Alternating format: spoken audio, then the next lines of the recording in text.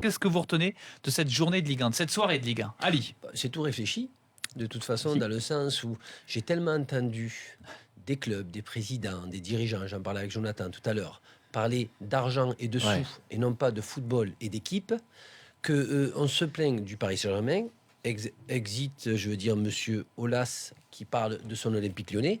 Ne pensons pas au PSG et à l'argent si on n'a pas les capacités dans son effectif aussi somptueux qu'il est, d'aller prendre 3 points chez un promu qui est Dijon et qui, je pense, a un très petit budget.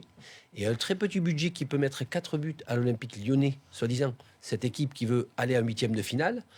Il ne s'agit plus d'argent, il s'agit de se mettre la pression lui-même pour gagner les matchs et pas spécialement briller ou d'avoir des stars pour gagner les matchs. Il faut jouer, il faut montrer à l'adversaire qui est un promu que tu domines et qui est supérieur à lui. Ça n'a pas été le cas et je pense que Dijon se dit, elle, par contre, on a des très bons joueurs qui équivaut un petit peu aux joueurs de l'Olympique Lyonnais.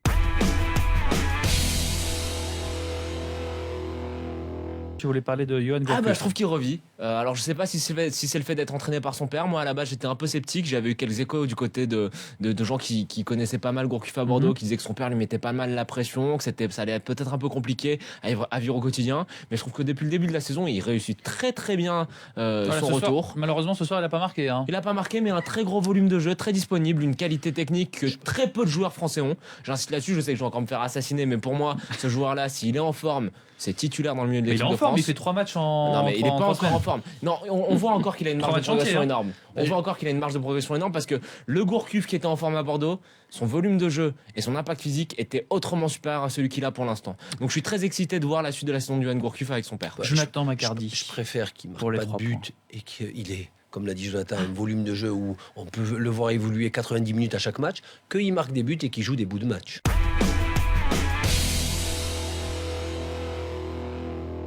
Est-ce que vous y croyez? Voilà, il dit que s'il y a une équipe qui peut battre le Paris Saint-Germain, c'est bien Monaco. Ali, attends. Les battre, non. Sur un match. Sur ce match-là, à Monaco, les battre, non. Mais par contre, faire un bon match nul. Je vois un bon match avec les deux équipes de 1-1, 2-2.